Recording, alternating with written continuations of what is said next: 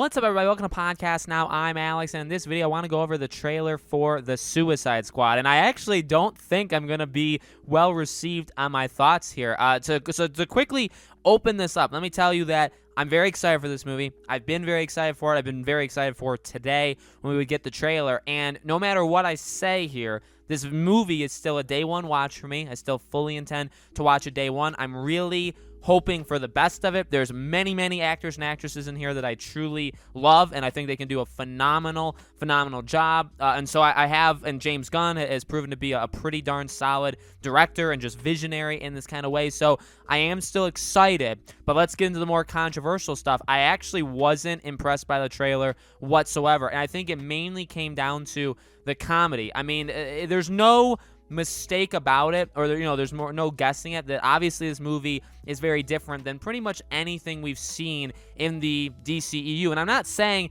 that's a bad thing. I'm not saying I expected this movie to be some sort of dark, like literally like a Zack Snyder, like a Man of Steel or Batman versus Superman. I wasn't expecting it to be that. I wasn't expecting it to be Suicide Squad. I wasn't expecting it to be Justice League. But to me, this is just to me, a lot of the jokes did not hit whatsoever. Like, there's something kind of funny in them trying to rescue Harley, and she's like already out, and she's like, "Oh, I can go back in there, and you could do it again." Like, some of them were good. The interrogation thing with the coughing, though, like that was just like, if you cough and then Rick Flag comes in and says, like, that doesn't give you a free invitation to cough without covering your mouth. It's like some of them, I don't know. You have a 2.5-minute trailer, and I would say 75% of it was actually kind of setting up scenes or long lines of jokes. And to me, not a lot of them hit whatsoever. In fact, very few even made me smile. I still think there, again, don't get it confused. I still think there's absolutely a lot here. It was cool to see them, a lot of them,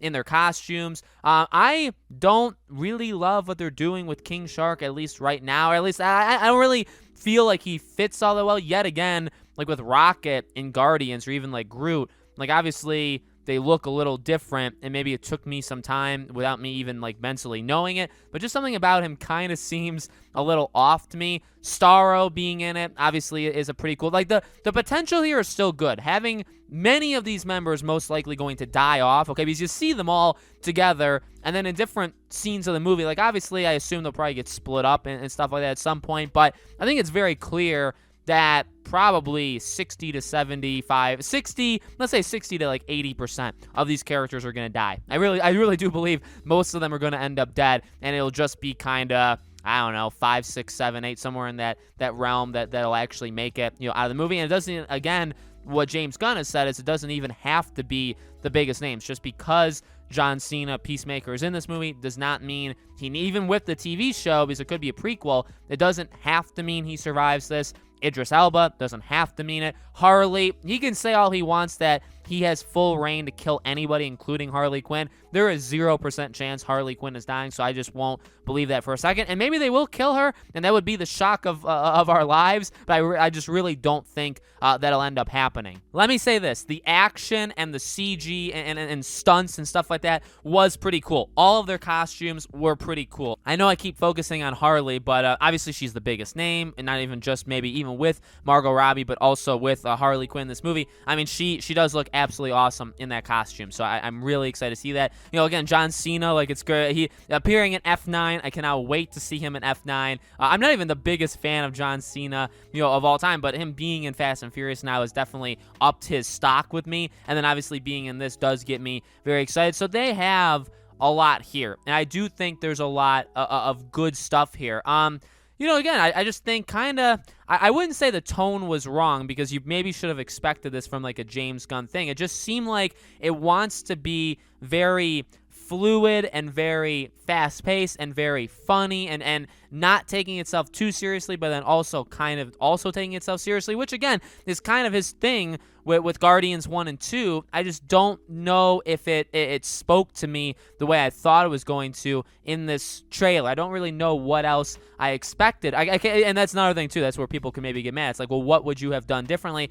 I don't know. I guess I would have said make it a little bit more personal with some of these heroes. You also had to do the setup where we basically have the exact there's kind of even like throwbacks, right, to Suicide Squad, where like they have to go through again, needle to their head, like there's the detonator, Amanda Waller is still the same kind of girl, all of this stuff, right? They have a job to do. They say like, oh, it's suicide, and Rick Flag says that it's kind of what we do. It's like all these kind of meta jokes or like meta references, or kind of like throwing it back. It's like some of them I think you could do, some of them I just don't think are needed. And again, for the very first trailer for this movie, I would have probably taken some of the stuff out. But with that being said, I mean, I do have to be flat out honest, and I don't know if I'm going to read the room right. Probably not. People are probably going to like this, and that's okay. That's okay. I would say I don't know. I would kind of lean towards I didn't like it, but it doesn't take away from, truly, you have to believe me here, it does not take away from the movie. I'm still going to watch the movie day one. I still plan on covering this movie the weeks and months leading into it, and all of that stuff. So there's going to be plenty of coverage,